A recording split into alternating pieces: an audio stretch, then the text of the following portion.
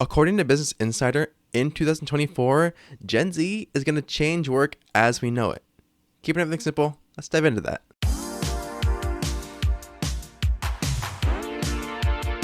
Welcome back to the Keeping Everything Simple podcast. I'm your host and fellow learner, Michael Klucas. On this show, we boil down complex topics into simple, actionable tips. So, the article that I'm referring to, and if you can't see it, if you're listening to us on a podcast app of choice, then check us out on YouTube at Michael Klucas.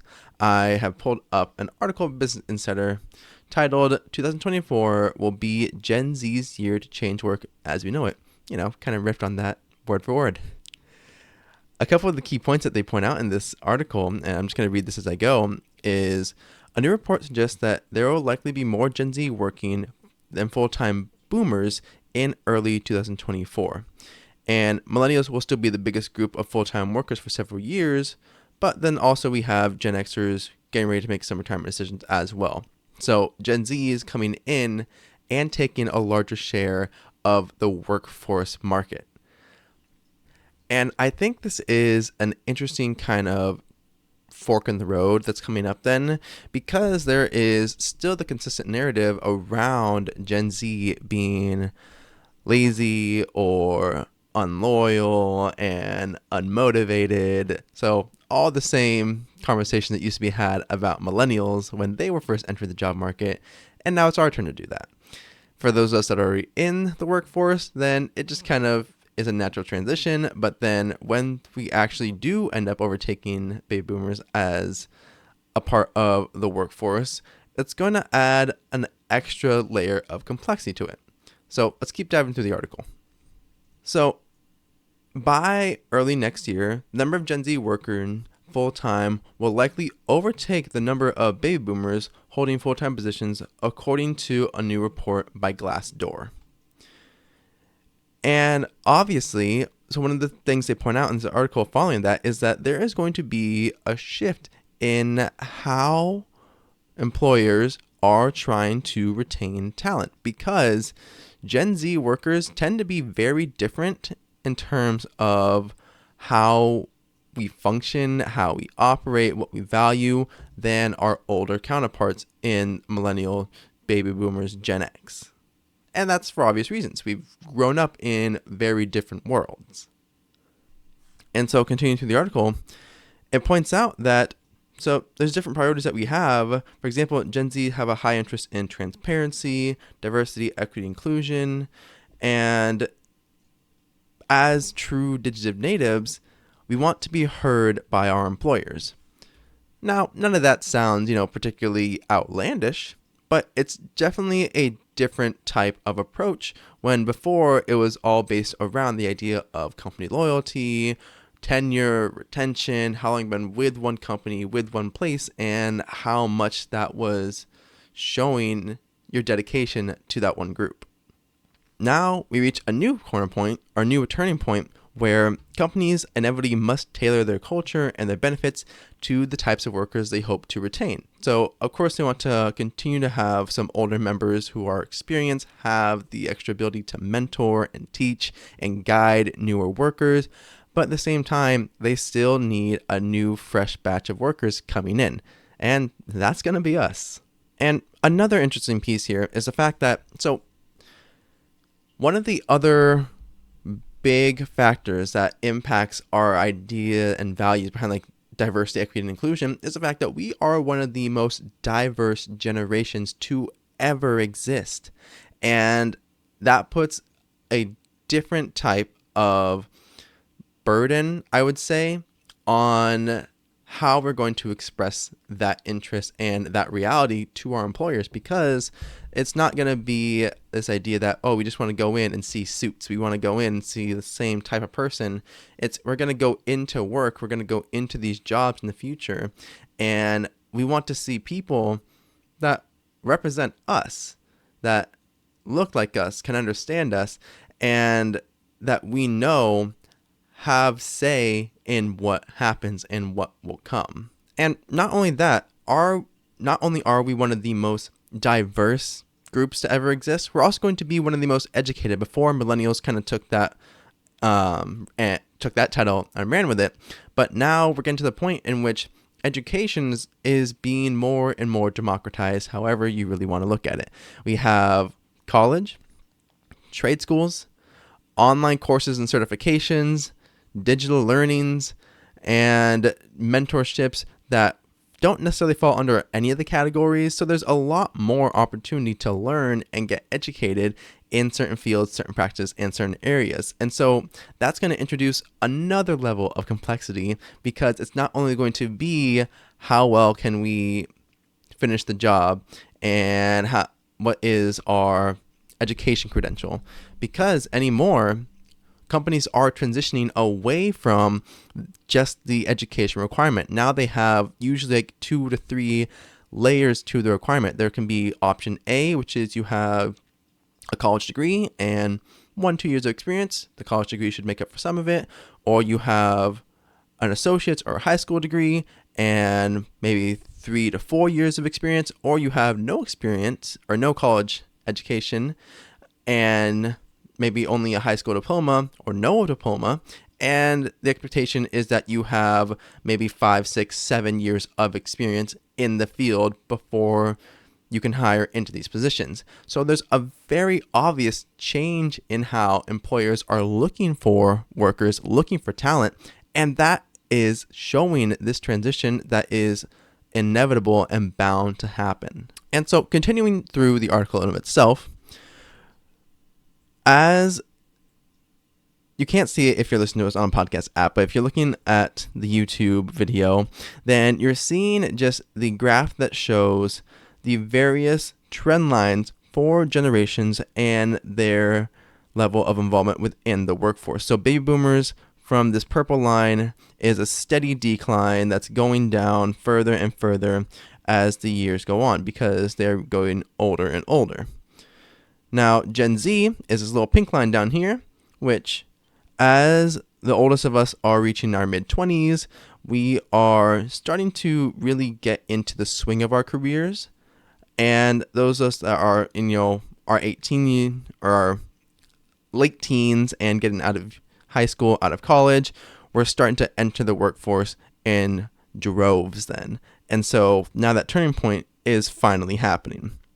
But of course, as it mentioned at the very start of the article, millennials still hold the dominant position as the people within the workforce. And this goes back to a previous article that I had found where they had mentioned this idea that Gen Z is hard to work with, that Gen Z is difficult to understand, communicate with, but millennials are now the people they want in manager and leadership positions.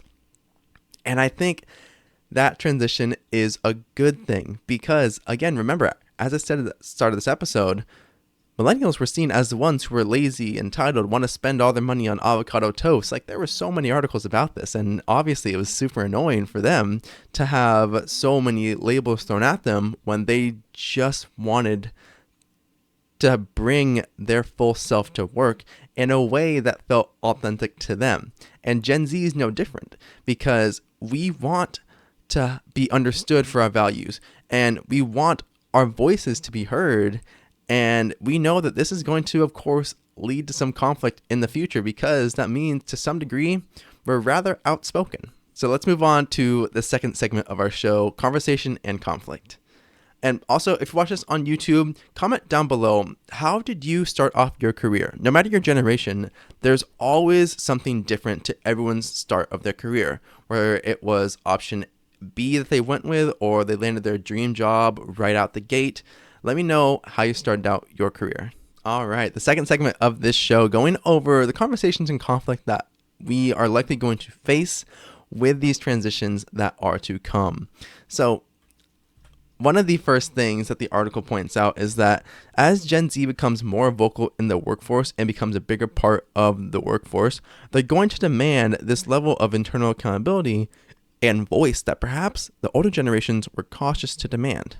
I don't see that shift as a bad thing. Having internal accountability does more good than harm in the long run. So look at it this way. The fact that Gen Z, about half of us have either high stress, high anxiety, and this high kind of existentialism that pervades our life, just due to the series of events that littered our young adult lives as we transitioned into more full adults, has resulted obviously in a very different way of interacting with the world and with companies. And this has just made us more certain about things that we need to be successful.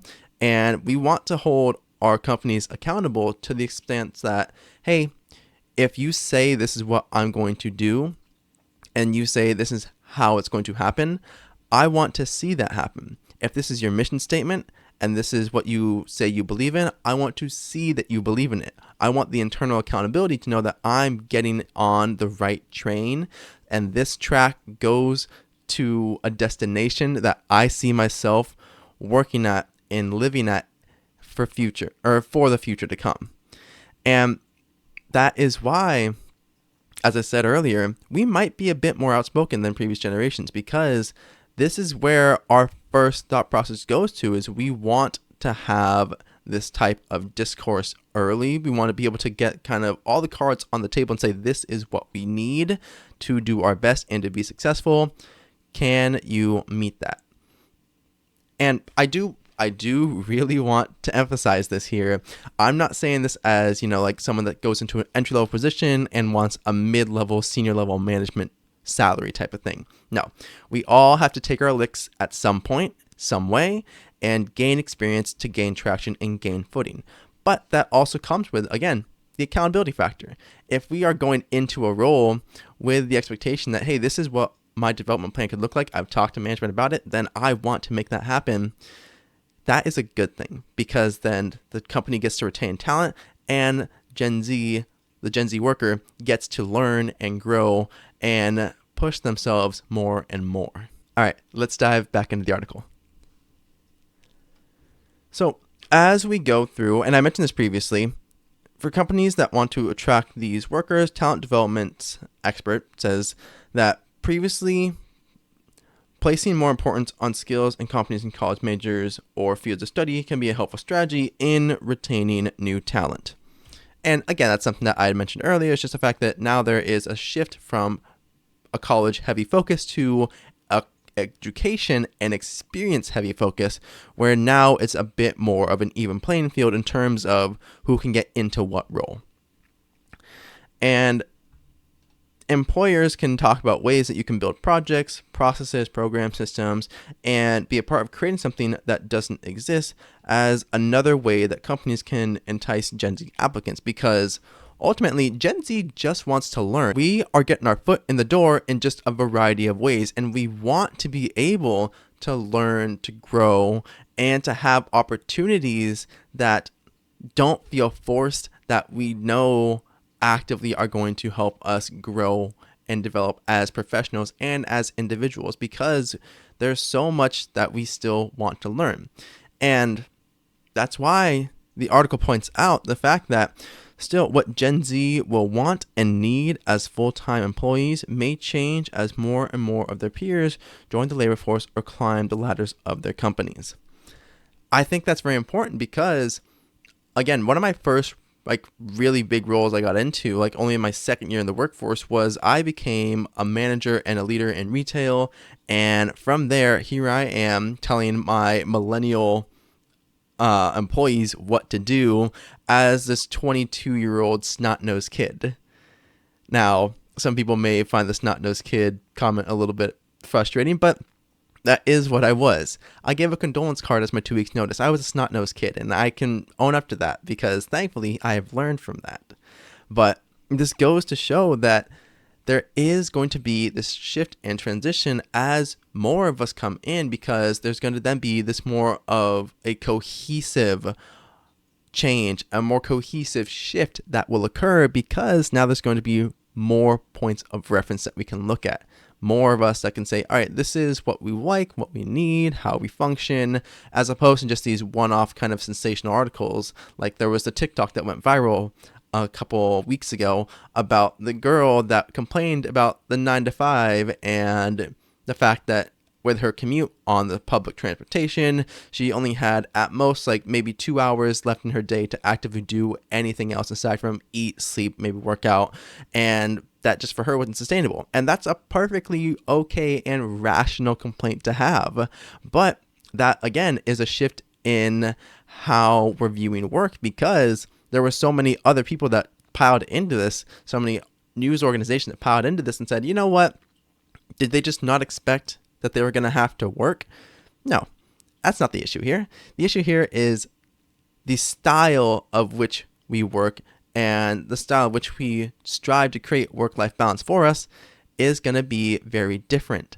And that's actually where the article takes it next. Is it goes over the fact that at this point, we are still young and we are in a phase where social stimulation and flexibility is super important to our careers.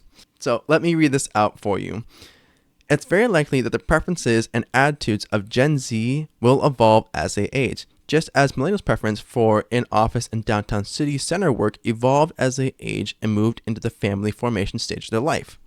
Now, obviously that will change because your priorities will shift as you grow up. That's just kind of the natural way things work. But right now, Gen Z is still very young. They're in that phase of life where they seek social stimulation and they value flexibility. I want to, again, pause on that because millennials went through the same change as we did.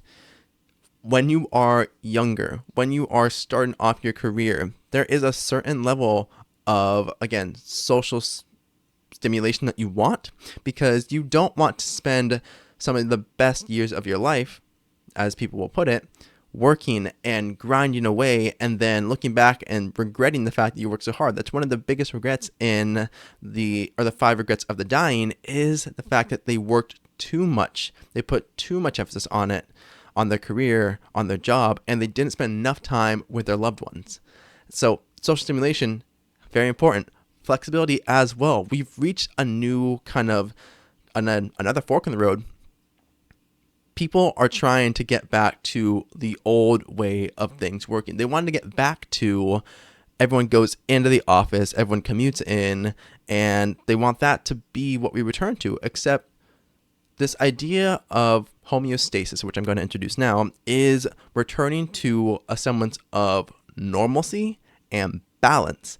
And that will change whenever huge events interrupt the current brand of homeostasis. The pandemic interrupted the current brand of, yep, we gotta go into the office, there's nothing we can do about it, to now hybrid work is becoming more and more acceptable. Online digital work is becoming, again, more and more acceptable, and there's going to be a transition that has to occur to allow this homeostasis, this new normal, to really take hold, because people are still pushing for the return to the old ways, and it's not going to work because everyone's gotten a taste for what we can actively do now without having to sacrifice that social life and that flexibility and decision on how we work. And that's something that the article goes on to mention, is that some companies are already trying to implement policies that get this, such as hybrid policies that we have seen at many companies. So the return to office orders, which again makes sense, need to still be more understanding towards the shift that has occurred within everyone's idea about what work means to them. And I do also want to kind of relate into this a little bit and say, Gen Z still actively want to go into the office, but we don't want to be forced to go into the office because, and you can read about this as well on different articles, that Gen Z lacks social capital that most other generations were able to build within the start of their careers and the start of the young adult life. Because a lot of companies transitioned to the online work that weren't prepared to do so, they lacked the ability to really foster growth, foster communication, and help their employees become the very best. And Gen Z took a lot of the brunt of that, because now as we enter into our young adult lives, there is that significant lack of network, lack of social capital. And that's why so many of these young workers like myself may feel that at times we just don't have the network to support us. We don't have the network that's going to help us get that next promotion, get that next job, or can help guide our decision-making process. And that's where social stimulation also becomes such an important factor here, is we need to have ways that we can naturally grow these networks. And of course, there has to be some level of work and intention behind it, but social capital still needs to be developed. And that's where this shift makes a lot of sense, because we not only want to have work-life balance, we want to have work that allows us to grow continually. And that means grow a network as well. And still, as the article mentioned earlier, Gen Z won't eclipse millennials in workforce until the early 2040s. So we still have a large period of time before a full-on secondary transition occurs. And then even the next phase out would be Gen X, who are prepping for retirement. And this is a generation born between like 1965, 1980, according to like the Pew Research Center. And they are just prepping for retirement, where they're in, like, as the article says, the penultimate chapters of their careers. They more so want to kind of just coast to the end of it more often than not and get to the point where they feel confident and comfortable that they are going to get their full retirement package and be okay. And that means they're looking on stability and making those final saving gains as they prepare for retirement, which will, again, turn into another transition for Gen Z, because once another generation starts to exit the workforce, that means more opportunities will present themselves to younger and younger workers. And that, again, is going to create more cohesion and more understanding as everyone gets a clear picture of what we're looking for exactly and what we need. And what exactly do we need? Well, let's jump into the third segment of this show and talk about the transformations to come. So I want to also point out that there is a video by CNBC's Make It, which I will link below, and that puts it pretty well. Gen Z wants experience, we want learning opportunities, and we want development that matters to us. Again, a diverse and educated generation. There's a lot that we want to continue to hold on to, and education is one of those things.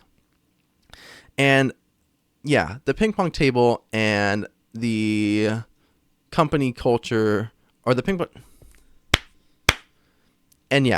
table and the cool office is nice, but that's not going to be the main draw anymore, because it goes deeper than that. Again, internal accountability.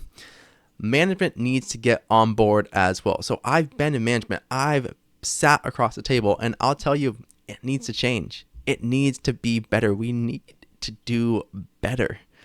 Gen Z is more people first focus rather than results focus, because this is where that transition has come in, where there's so much more focused on mental health within our benefits packages. Like, we want to have counseling. We want to be able to take care of ourselves, because when you take care of your team members, when you take care of your employees, then they will take care of you. But you have to be able to serve them first for them to bring their best consistently.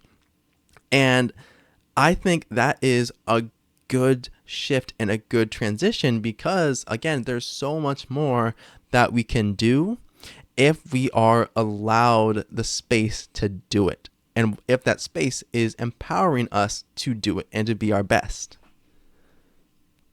And companies need to understand the new normal. So again, homeostasis is that level of balance, that level of what's normal, and that has changed, and some people are still trying to fight it, and that is, trust me, a losing battle. Millennials transition to a new chapter of their working lives, and Gen Z is transitioning now into our young adult, young careers. And that means, again, we're going to get vocal. We're going to try to find work that fits our values, fits what we need.